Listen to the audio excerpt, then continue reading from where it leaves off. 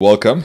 It's Ronsley. It's so good to have you here on this live recording. I am in awe of the kinds of conversations I get to have, not only live, but also before getting to a point where I can do these live. Today, I have a special guest in the house who I have followed for a long time. I have looked up to her from the sidelines, I suppose, until recently when we met and we got a chance to exchange notes. But she has been doing webinars and podcasting since 2007, which is insane. When people call me the podcast guy, I feel very under not enough reps as someone like the legend that is Suzi Dafnis. She's been doing this for 27 years. I'm so excited to have her on the show and chat with her about her story and the stuff that she's learned, not only for herself, but also for others. Suzi, welcome. Nice to have you. Hey, great to be here. So good to have you. This is amazing. I feel like I've been looking forward to this conversation for years now. So let's get straight into it. I want to ask you the principles or the values, like what does Suzi Dafnis believe in that we should kind of know about at the start. These are Suzi's views on business and entrepreneurship. Let's start there. Just a little question to start with. Um, so, knowledge is my biggest value. Knowledge is my biggest value. And as someone who I actually left home just before I did my high school certificate at 17 something and thought I had this incredible career ahead of me, finding myself in a place where I kind of had to for myself and create an income. A few years later, I found myself in my own business, and not from having gone to the best university, but from having really dived into investing in myself and my education. And that's why I love what you do. It's all about learning and growing and implementing. What I really believe about business is that you can go to so many personal development events, but owning your own business is the biggest is the biggest personal development transformation that you will ever have. And the learning never stops, as you would know, right? Yeah, no, 100%. I think I don't know whether I've heard that phrase from you, but I've used that phrase before when, like every time you think that, or I think I get to a point where I'm like, oh, I'm cruising in business. And it's like, oh, there's this new thing to learn and this new thing to grow. And it's almost like the business only grows if you're willing as a business owner to grow first. Yes. Let's talk about that. What was your journey into that, and how do you see resistance coming up when people get to that point? In the first few years of business, like a lot of people, I was just like hustling to just bring together an income. I didn't have a viable business model. I didn't really know who my ideal client was. I just knew that I wanted to create some income. And so my background had been in marketing. I'd worked for Virgin and a couple of other positions for a little while. And so I started just offering my services. So exchanging time for money.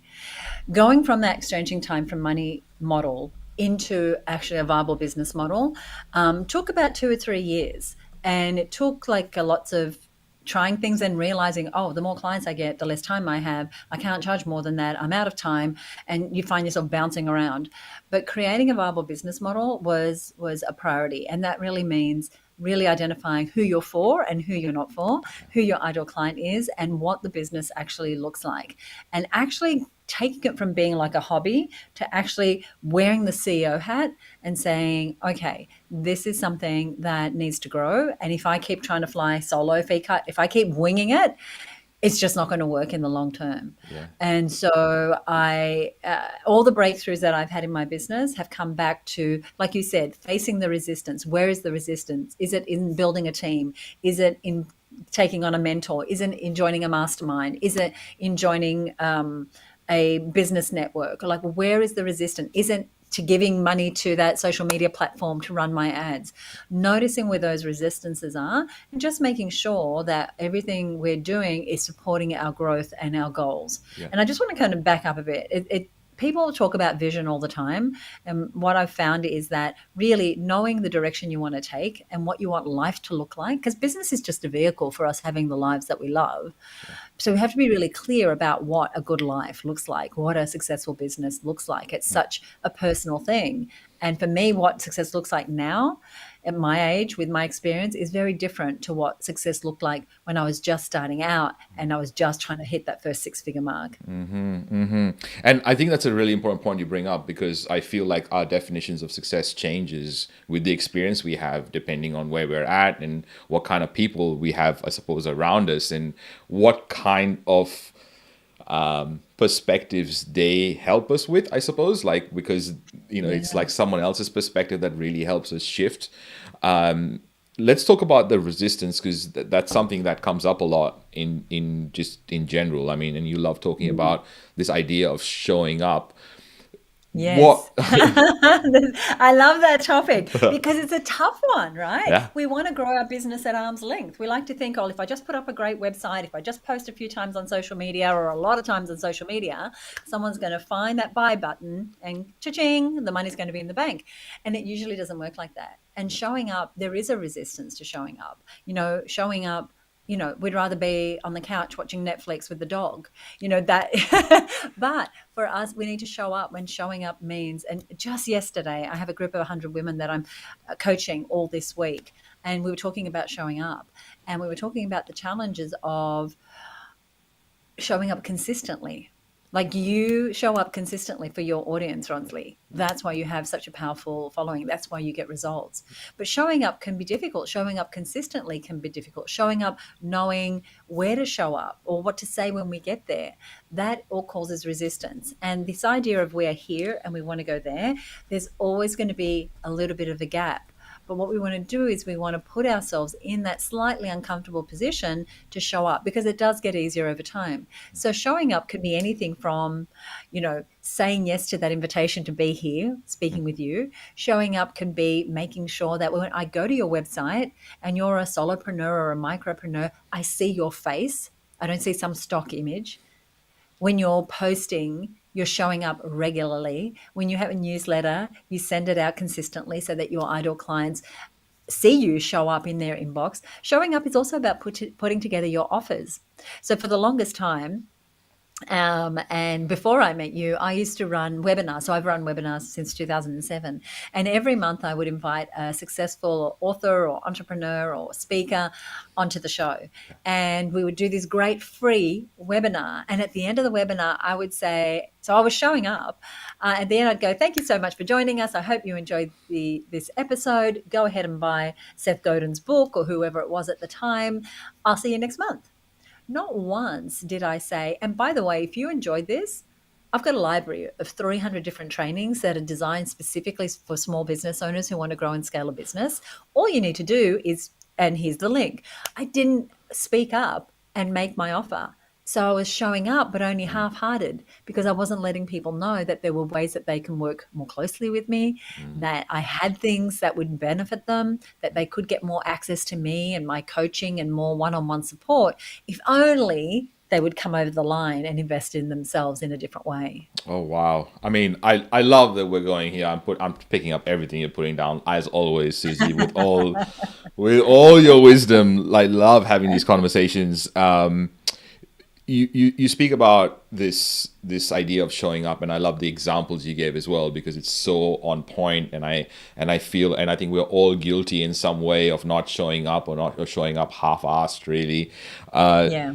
Let's talk about that part where you said that we don't know what to say, and who cares, and like what happens then. So I think that sort of comes to mind a lot, like the psychology behind what do I even say, and how do I Yes. show up, and like, does anyone care of what I have to say, or does Right. anyone care of the offer that I put in front of them? Does anyone care if I write the book or put out the podcast? So how do we deal with that I sort of love resistance? that. I love that. So one of the things that can happen is that we show up. Say you show up and you're invited to be a guest on a show like this, or you show up at a networking event, or you show up on a Facebook Live, or you're somewhere and someone says, "Hey, so what do you do?" Right, which is a very normal question in Western world. What do you do? And you find yourself rambling or fumbling or leaving the conversation going, "Gosh, I could have done a better job of that."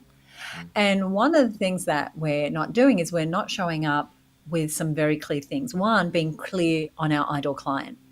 And we're not for everyone. We're for very specific people. You are for podcasters. I am for women who want a 6 or 7 figure business. That is who I'm for. And not only showing up, but knowing the ideal client, but really knowing the ideal client, having done the work to understand their pain points. Because when we're trying to speak to everyone, we speak to nobody. Knowing what the pain point or problem is that that person is having, that's why they're going to care.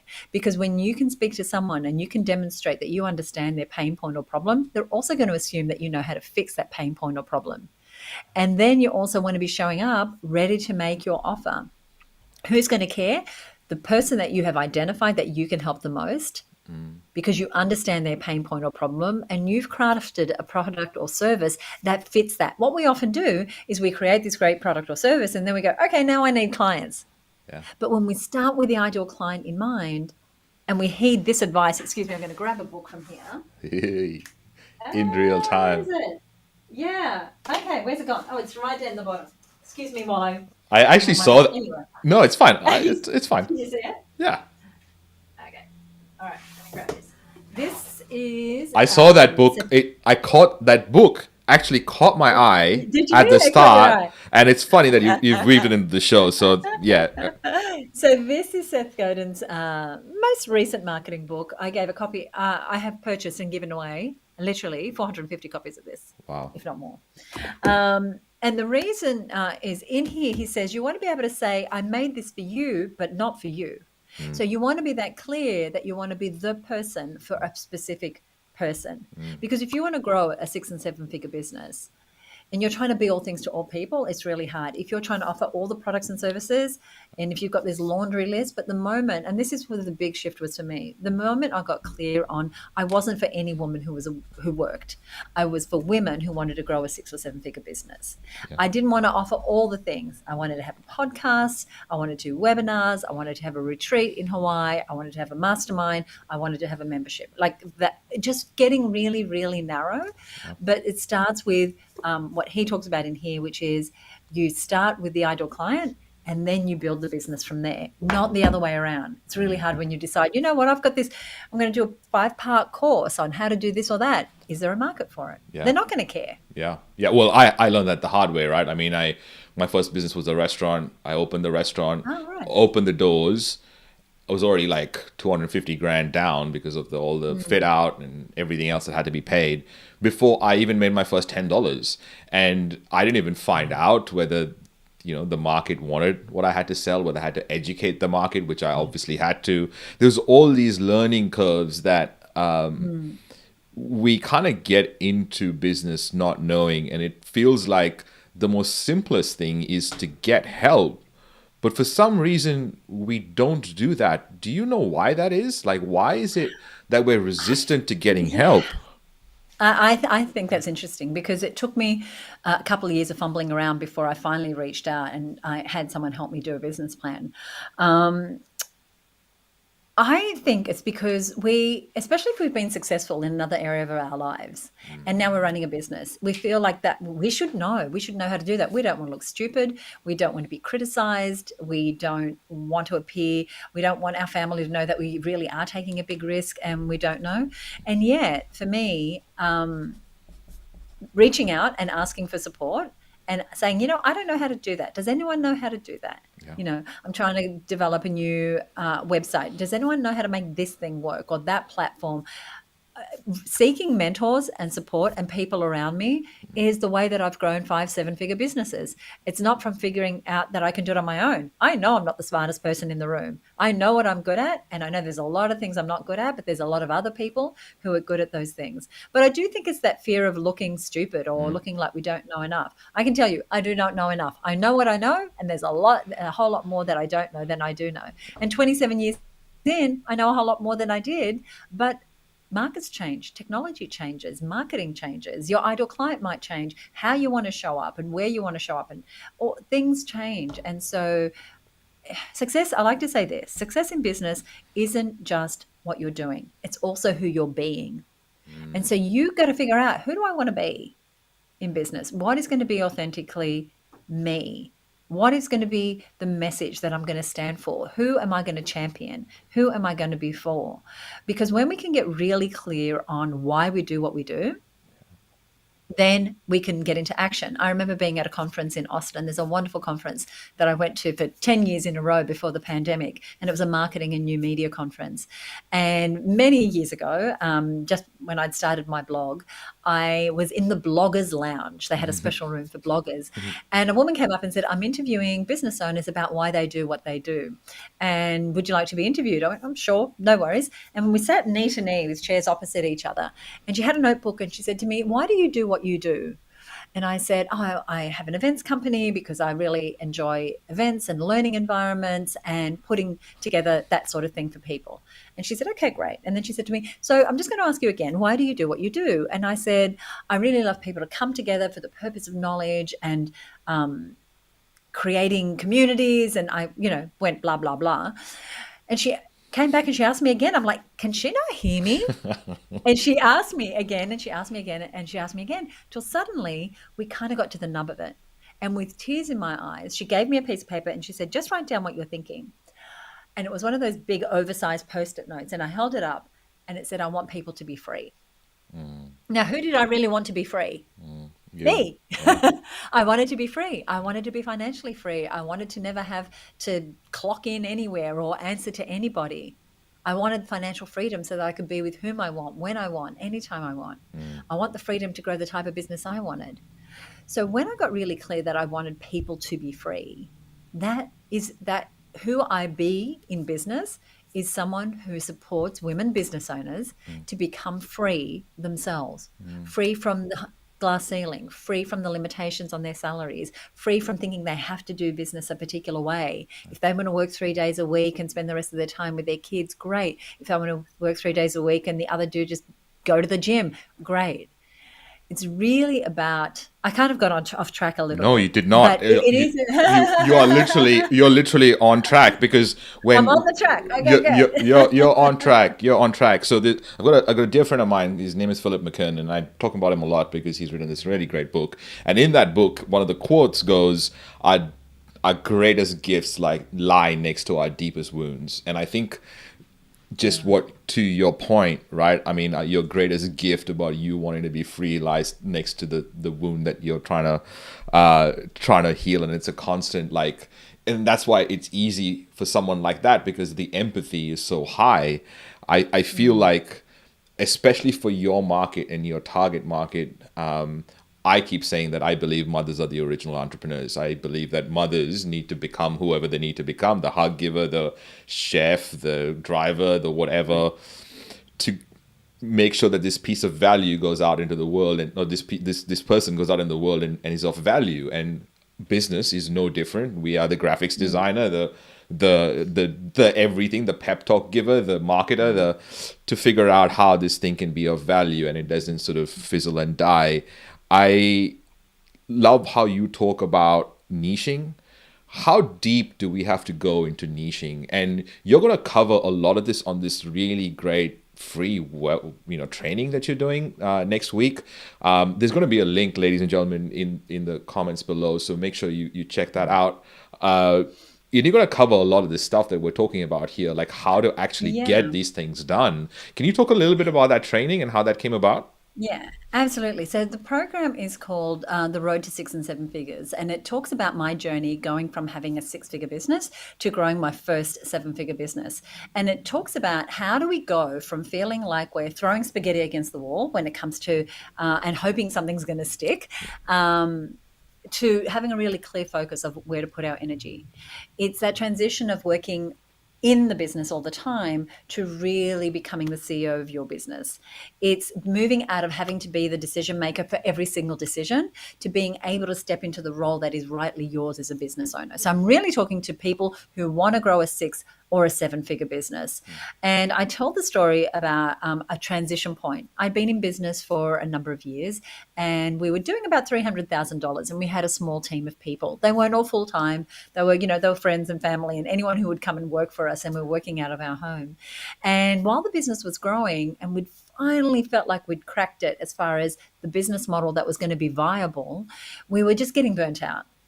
And so my PJ partner and I took a long weekend away to a place called Hyams Beach in New South Wales, and we rented a little blue house that still exists there now. It's a little cottage, and over that weekend, we started to really debrief what we've been doing for the last few years because time just passes, Rosalind, you Yeah. know that, right? Yeah. And suddenly you're like, oh my gosh, how did I get here? And we're running so fast, we don't stop to say, am I actually running in the direction where I want to Yeah. go? Yeah. And so that weekend we started to question what we were doing, how we were doing it, and was the team we wanted? Did they have the roles? Were our roles satisfying us? About the products and services we were delivering? Were they fun? Were they killing us? Were they profitable? And we just had flip chart paper and post-it notes and time. That was the main thing. We had time to sit and deconstruct the business. And so we started, once we could get really present to where we started to then envision the future. And there's a beautiful white sand beach just across from the cottage. And we'd been for a long walk and I'd found some driftwood. Mm. And in the sand, I wrote the number 1 million. Mm. 1 0 0 0 0 0 0. And it was the first time that I had kind of out loud voiced what I really wanted. Yeah. And I wanted $1 million business. Yeah. Why? I wanted it because I knew that to go from 300,000 to a million, I would need to think differently. Mm-hmm. I would need to be a different person. Need different team roles in the business. I would need to be doing something different in the business. Mm-hmm. Mm-hmm. Our marketing would have to up level. Our mentoring and who was around us would have to up level. Mm-hmm. For us to finally hit our financial goals, Yeah. we'd have to be doing something different. Yeah. For us to have an abundance of time for the important things and not just busy and overworked and overwhelmed, things would have to shift. Yeah. And so in the program on Monday, which is called The Road to a 6 and 7 Figure Business, I'm giving people the same process, the same blueprint that I've used that day to go from $300,000 to just months later having $1 million business, but I've used it time and time again to now grow 5 7-figure businesses. Yeah. Yeah. So yeah, I'm very excited to do that because we spend a lot of time and a lot of years in our business. So how do we do it so that we're thinking bigger? How do you play a bigger game? What are those key traits Yep. that successful business owners know about? Yeah. And it's one of my favorite things to do. It's knowledge I really share, and it's information I usually only keep to people inside of our Her Business network. Yeah. But on Monday, I'm making this available. And it is normally $97, but if you go there now, you can get a free ticket. So Yeah. Yeah. I'm excited to do that. And that link is going to be down in the comments, so make sure you get that link. And also, you're on the database and you get my emails every Tuesday and Friday, sometimes Saturday these days. So there will be a link to that. So go check that out.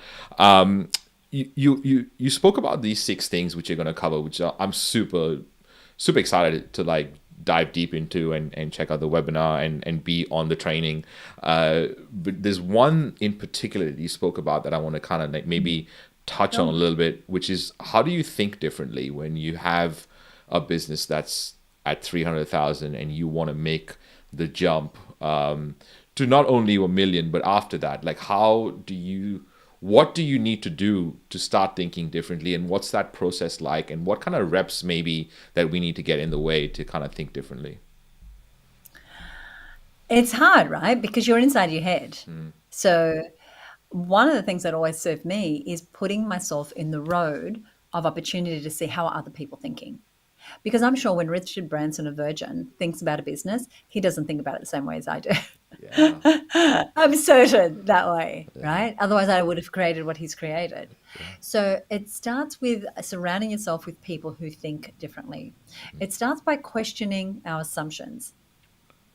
If I was to have any business model, what would it be? If I was to approach team in a different way, how might I think about that? If I could create any sort of product or service, what might that be? So thinking, it's kind of like you have to get inside your head and notice when you're thinking things, because we have these upper limits to our thinking.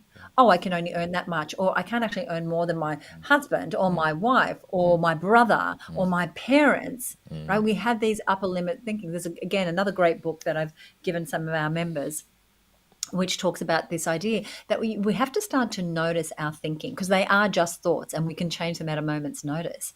So on Monday, we'll look into what are some of these things that we believe. Are they around income?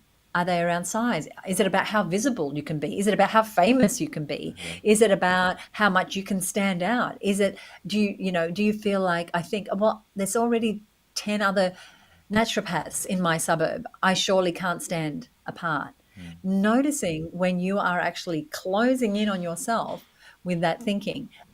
And we'll do a couple of processes, and I'll give you those on Monday, where you can start to notice some of these things, Yeah. because we're sort of trapped inside our own head. But the moment we start to go, oh, that's a thought, that's an interesting thought. Do I really believe that? Is that my thought, or is that something I've adopted from family, community, faith? Mm. And Mm. actually starting to question that. But one of the best ways to check your thinking is to have people around you who hold you accountable. That's why I belong to a mastermind. That's why I run a mastermind. That's why, we have like a Yeah. messenger group that we're a part of, right? Yep. Where we can go, oh, Yep. let me just check my thinking on this.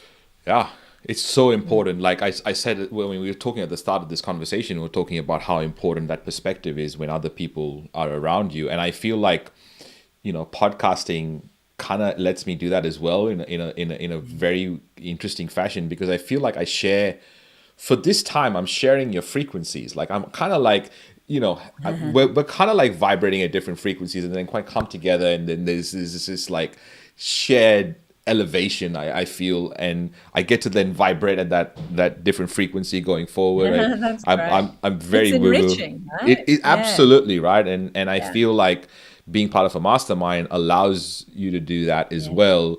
When did you first come across masterminding, and when did you realize the potential that being in the group has, and Yeah. and maybe also to add on to that, what are like key points that are different about your masterminds?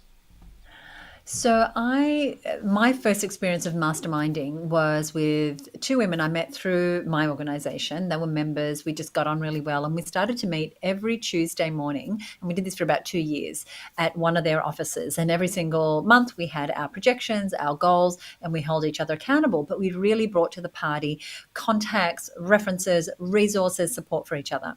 So that was my first one. My second one was five of us. I mentioned my blog earlier. So we were voted Australia's #1 business blog a number of years back. How did we get there? We really dove deep into showing up on the blog. Um, but the point was, I got together with four other bloggers, and for 5 years, we met every single month. Mm, And we talked about blogging trends and topics and reach and getting more eyeballs and SEO and just supporting each other to grow our blogging businesses. yeah. But a few years ago, probably 5 years ago now, I made the biggest investment that I've ever made. And I've had informal masterminds for all my years, really. The moment I started masterminding, my business really changed, because I wasn't winging it. I wasn't in isolation. Mm, I was actually around other entrepreneurs.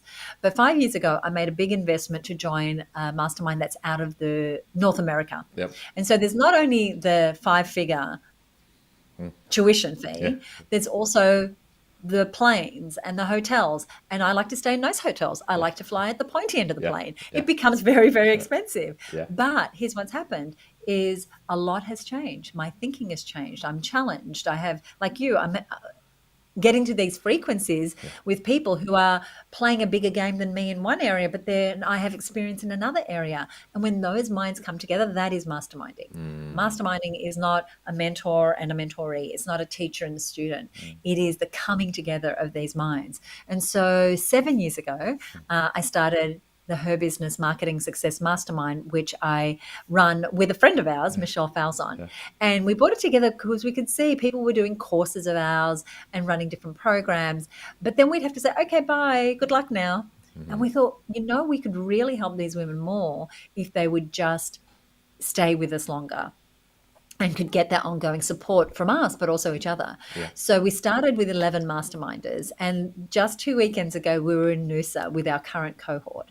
And these are women who might have been doing $150,000 who are now knocking on the door of 2 million. These are women who couldn't get 3 people in a course who now get 30 and 40. These are women who weren't able to fill events with 6 or 7 people who now have 120 members in their membership. So the growth with a mastermind happens not just because there's great leaders at the helm, and I think Michelle and I do a great job of leading the Marketing Success Mastermind, but it's also that everybody is part of the masterminding. Everybody brings their experience, their resources, their contacts. And so when you make a connection, I mean, these women are doing collaborations together. Yeah. We've really gone off topic, No. but this is a great conversation. No. Because supporting yourself, really investing in yourself, is putting yourself in the way of opportunities. Yeah, I mean, If you're invited to be in a mastermind, say yes, put the money down, invest in yourself. That is all I can say. 100%. I couldn't agree more. And I think that, so when there's a great quote about the five being the average of the five people you hang around with, right? And I think if you continuously do that, you level up in different areas. Like you level up in relationships, you level up in health, you level up in business, you level up in thinking, and you level up in freedom, in the kind of things that you do and the kind of things that you experience. And I'm a huge fan of Mastermind, so I love that you broke that down. I believe, like you, it's the collective wisdom of being around a bunch of people. Let's talk about running webinars since 2007. I think one of the things that does frighten people a little bit is how does these webinars work, and what's the I think we get in our way a lot, right? And we talked about who cares, what should I even say, how do I put this together?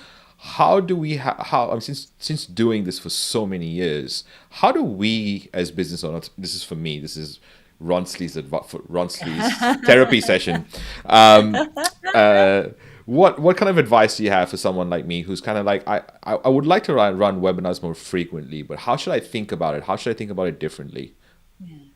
With anything in a business, it has to have a purpose. Like whether it's a webinar or an online challenge or a mastermind or a course or whatever, you want it to have a place and a reason for being. And so for many, many years, I ran free webinars every single month. And as I mentioned earlier, they were great for lead generation, but they didn't lead to sales because they weren't designed to have sales. Next week, I'm running a webinar on Monday. I'm going to provide loads of value, and then I'm going to let people know how they can work closely with me. And so a webinar is no different to any other way that people get to know, like, and trust you, where you can show your expertise and your authority. And you want to have a purpose. If the purpose is lead generation, then great. If the purpose is conversion, then that's going to be a different type of webinar. And so how you want to think about it is you don't want to think about it as one more thing to do. I'm always around, how do I reduce the friction? So for me to do a webinar, I can do them with my eyes closed. I remember we were doing webinars and people would call and say, where do I park? And I'm like, you're parking your butt right where you are. That's where you're parking because it's a webinar. But that's how long ago it was. And then the pandemic came and suddenly everyone's like, Zoom, yes, of course, Zoom. But for a long time, it was very, very different. And so maybe you need a webinar, maybe you don't. So if you have a low-cost offer that goes in, like, let me give you an example. So one of the things that we've offered since 1998 is mentoring. So the way that you come into our mentoring program, we don't go out and promote mentoring. We have an ebook that is about the number one way that successful women business owners get and stay successful. And when you download that ebook, you'll find that the number one way is that Richard Branson says it, Oprah says it, Sheryl Sandberg says it, is to have a mentor.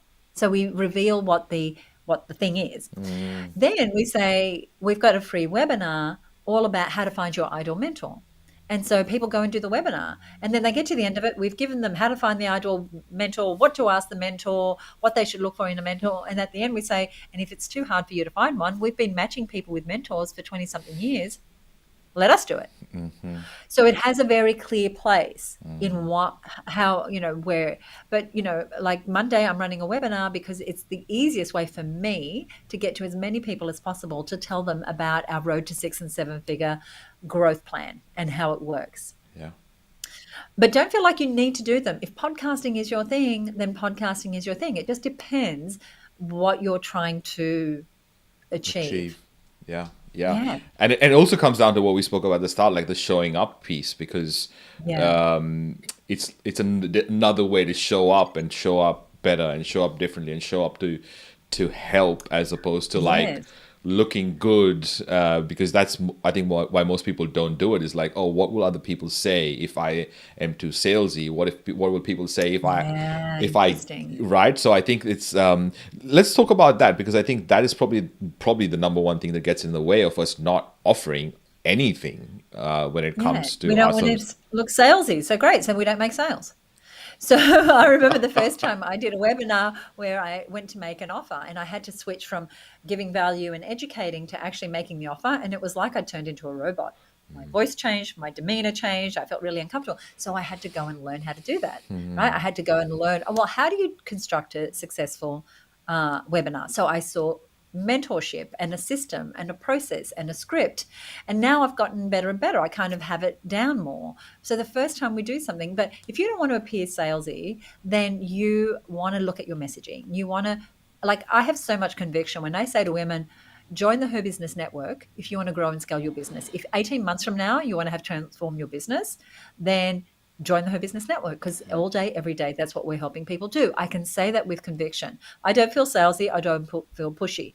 If they don't do it, one, they may not have the money. Two, they may not have the mindset. Three, they may not be willing to invest in themselves. Then that's fine, because there is no scarcity. Yeah, There is yeah, no scarcity. There are a lot of people for whom it is the right thing. And that's why we've helped tens of thousands of women over the years. Um, and I know when I started my first business, I wouldn't even pick up the phone in case someone wanted to buy something. So I would let it go to voicemail. And then at the end of the day, I would check the messages. And if I could palm the inquiry off to my partner, PJ, who had a sales background, then he would do it. yeah, It took a while for me to be willing to show up. yeah, But when you have a really clear purpose, when you have a clear reason for why you're doing it, when you're really clear who you're doing it for, when you are prepared because you've done the training, you have the system, you have the knowledge, you've done the practice, and then you finally take action, you'll have a little win. Then that'll give you a little more confidence and a little win. Yesterday, in this program I'm currently running, I challenged the women to show up in various places and I gave them a whole suite of things that they could do. One of them was going to an event and she used the show up strategy that I gave her to show up, and suddenly she got a whole bunch of new leads. Another one set up her newsletter in LinkedIn and got 156 new subscriptions, right? So it's getting the mentoring, like it's making yourself available so that Ronsley can help you with your podcast. It's about showing up in my community if you want to grow a 6 and 7 figure business and you're a woman business owner. yeah, And so we get more comfortable the more we know someone's got our back, someone really cares. But if you don't make your offers, people cannot buy. They're not going to suddenly go down the corridor, 3 doors to the left, and find the buy button. It's just not going to happen. So get clear on the value that you offer and learn. I had to learn how to make an offer. yeah, yeah, It didn't just come naturally. I'm yeah. not a natural salesperson. In fact, one of my mentors, I worked for many, many years with a man named Robert Kiyosaki. He's the author of Rich Dad, Poor Dad. And he used to say to me, Suzi, you know your problem? You're not money driven. You're mission driven. And what he meant was, because he's very money driven and always has been and very open about that, is that for me, it was more about making an impact and a difference. But once I knew that about myself, then I went, okay, great. I just need to continue to make an impact and a difference. And I still need to sell, obviously, And the money will but show. I knew who I was. Yeah. Yeah, yeah. When you look back at all the people that you've helped, how does it make you feel? What is the first thing that popped I in your feel head? great. The first thing, I just had pictures come to mind. I had pictures of women's faces come to mind, like Chantel, who has a business who they install solar and air conditioning. They have vans on the road in a town in Victoria. When she came to us, she was doing about 150,000. Now she's knocking on the door of a $3 million business. When Fiona came to us, she was struggling to get 6 and 8 people to sign up for her styling workshop. On Monday, she just let 122 people, 123 people into her course. She now has 3 staff. I've seen this progress over the years. Or Amy Lee, who's got 2 little girls, but has a wait list of clients ready to do business with her. because she knows how to show up. She knows how to talk about her business. She's very good at lifting others up in our community, and so they go to her. Or Karen, who has 95% of her business is from referrals, because inside of our community she's known, liked, and trusted. And so here's what I'm excited about. I'm excited about our ability to not only get women together, but also to have a plan for them and a system for them and a process for them Yeah. to be able to identify their ideal client, put together and package and price and name their offers, be willing to make their offers, Yeah. Yeah. choosing what marketing is going to work and what, you mentioned webinars aren't for everyone, podcasts aren't for everyone. I'm sorry to say, but they're not, right? Some people should not be podcasting. It's just one more bright shiny object that's moving them away from them. The best thing for them might be to cold call a few key people. That Yeah. might be their best strategy. And so knowing who you serve, what you sell, the pain or problem you solve, and how you actually want to grow your business is so important, because there's no point building in resistance because you're trying to do a marketing that you see someone else do, that for you is so painful, when you probably should have a different strategy because you have a high ticket offer or you have a long sales cycle. So it's more complex, obviously, but our specialty is in supporting people to grow the business, their ideal business, not the business that they think they should have, but the business that's ideal for the life that they want to have. Yeah, I mean, we do this a lot, right? We stand on this mountain of value and experience that we've created, look at someone else's mountain and go, I want that, get off our mountain all the way down and climb that one from scratch, right? But there's also this really cool quote that I've started to use a lot, is that, amateurs waste energy on the mundane tasks and don't have the energy for the most critical one, while pros and the professionals conserve their energy through the mundane one, so they have the energy to take the critical one more accurately. And what you're really giving all your people is all this experience of being the professional, rather than them running around in circles and trying to figure it out. You can just do that for them, right? Well, and when they come to us, they're usually in that. They're spinning, they're overwhelmed, they're burnt out. There's too many bright, shiny objects. They don't have the clarity and focus. And when you can give someone clarity and focus, and this is just for you as well, if you're watching, and for you, you give clarity and focus to people who have a marriage breakdown, or people who are writing a book, or people who are trying to lose weight. When you can give them clarity and focus, and you can show them that you have a pathway for them, that you're going to hold their hand along the way, that working closer with you is going to get them to their result faster, people will naturally come to you. They will naturally pay the dollars, because it gets too painful being on the other side of that. Yeah. And I like the fact that you're tying this into impact, because I think a lot of us today are more impact driven, in the sense that we want to make this difference, but we don't want to sell along the way because, oh my God, we're selling our soul, right? And it's not doing anyone service necessarily, including ourselves. I feel like you've got something to say about that, and how we've got to maybe change that narrative. Just give that to me again. I just want to make sure I pinpoint the point that you're wanting to make. Yeah, like the idea that we don't sell, like, so we want to make this impact, but don't want to sell. And how do we show up that we, okay, switch this around I love it. for us? I love it. Okay, so let me give you an example. When people say, I want to help people become the best version of themselves, I just want to slap them around the face. And I'm not condoning violence. What I'm saying is, get specific. What does that mean? Yes, we're all light and fairy dust, and we want to make an impact, but what does that mean? What does you doing what you do make possible for your ideal client? And so if we want to make an impact, then who is that impact for? Being really clear. Is it to my pocketbook? Is it to my family? Is it to my faith? Is it to my community? Is it to my ideal client? And so, but mainly, maybe the impact you want to make is, I want to be able to buy that car. I want to be able to take the family on vacation. I want to pay for my kids' tuition. I want to be able to retire by the time, like PJ and I, my partner PJ, we've been, at the end of next month, we've been together 30 years. Wow. Our key focus was to be financially free by the time he was 40. And so how we were going to get there, part of it is the story of the little blue house, which I'll go more into on Monday's session. But part of it was having that really clear vision, and also being really clear that we wanted to help as many people as possible to grow successful businesses, to become financially free, because we knew that that impact will also impact us. And so if you want to make a business that helps people, you also want to be helping yourself. And you can help more people if you know who the more people are. Again, my mentor used to say, if you think you're going to help just anyone who can fog a mirror, meaning anyone who's alive, then you're going, I know it's funny, right? It's too broad. Who do you want to help specifically? Women is too broad.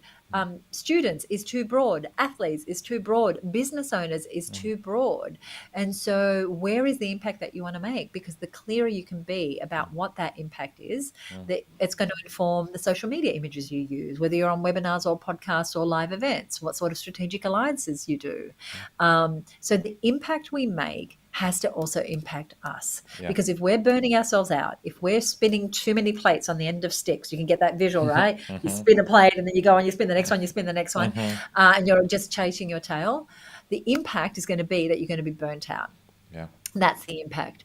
And so for us to make the most impact, it has to start with us and investing in ourselves, surrounding ourselves with the right mentors, giving ourselves that investment of knowledge, getting into the right groups, industry associations, communities, mentoring relationships, masterminds, whatever those things are. These are my values. Other people are going to do it differently, but for me, it starts with who I'm surrounding myself with. It is who I'm being. It is how I'm thinking. It is how I'm showing up or not showing up. It is about when I feel like I don't want to show up, that I'm around people who are like, okay, get back on it. I notice you haven't published a podcast episode in 3 weeks. Get back on it. It's about surrounding yourself with people. When Facebook locks down your Facebook account and you're running ads for a big promotion, that you have people who go, that's okay, come and be on my show with me. That might have happened recently. I think I'm so glad to have done this. Thank you for the time, and I'm so glad to have put this together and had the conversation with you. Ladies and gentlemen, herbusiness.com is where you go. You don't even need my link. Like, just go to the website and register for the training. I have registered for the training. Because I just find everything you're doing so fascinating in the way you storytell, in the way you put this whole thing together. And even though you're doing this training around 6 and 7 figure business owners, your whole copy is around this little blue house. This whole story is around this little blue house. How did you, what gave you that idea, and how did you shift that thinking to creating a story around this? It's really been with the coaching and mentorship of a good friend of mine who Michelle Falzon. So we run a podcast together, we run our mastermind together. And I remember telling her, and she loves story and she loves telling stories. And I remember us sitting around and I was telling her this story about the little blue house. And she said, that is a really, really good story. You should really tell that story more. And I'm like, who wants to know about the little blue house? But it was the meaning behind the meaning. And each of us has these stories. They're turning points in our business. Like for me, it was like going from 6 to 7 figures. For you, there is something that's in your story that your ideal client is going to relate to. And so how can you unearth that? How can you put it into words? Do you need to get a copywriter to help you make it sound better? But knowing that you do have stories, and they're often less around us big noting ourselves and more about the story that your ideal customer is going to go, I want that. Or I understand that. I had that same experience. And so I've got, a few stories that I do share mostly because they come up and they're like, okay, this is the story that's relevant. For that person. But for me, it's always just about what value can I bring that has me look more relatable, and not for people to know that not only do I see their pain and know the struggle that they're having or their challenge or their aspiration or their big dream, but I also have a pathway because I've done it and I've done it and I've done it and I've helped tens of thousands of women do the same thing. And once you have the pathway, it becomes so easy. I was doing a training for our members this morning and I was telling them, like, this is the pathway to get on 100 podcasts. Like in 100 days. I want that train. You don't have to think. You don't have to think. You just have to all the thinking is done for you. All the templates are done for you. Literally have to execute, right? And it's just like someone who's never run before and wants to run a marathon. They're not gonna just start running, 21 Ks or 42 Ks. 42K is 0.2 or 42K something. is 21 miles, I think it's 42Ks. So they're going to start with a training plan. And that's why the training plan is so downloaded, is because it's a training plan. And that's what you're giving people, which is so valuable. For everyone tuning in and watching this, whether it's live or on the recording, where can people find you? I know you got a Facebook group. I know you do podcasts. Where is the best place for people to connect with you and find your work? Yeah, well, if you want to come to the training on Monday, head over to roadtobiggerbusiness.com. That'll take you right to that information page, roadtobiggerbusiness.com. Otherwise, you can find us on Facebook. We have a free community for women business owners, and you can also follow us at Her Business on Instagram. We haven't been on Instagram that long, but we are starting to do more and more there. Yeah. But our free group has got almost 5,000 women in it. So if you want to network, if you want to connect with other women business owners, just look for the Her Business free community for women business owners. And I'll give you the link if you don't have it. And just Amazing. connect with me. Amazing. We'll have all those links in there. Um, Suzi, thank you so much. Thank you for doing this. Thank you. Love It's been sharing. great chatting with you. It's great Likewise. that we got to meet in person, and that we're able to do this. And yeah, happy to support your community any way that I can. Obviously, I mean, I'm such a huge fan of what you do and how you do it and for how long you've been doing it and the amount of reps you've put into this. So thank you for sharing that, not only with me, but everyone in my community. So I appreciate you so Thank, much. Talk soon. thank you.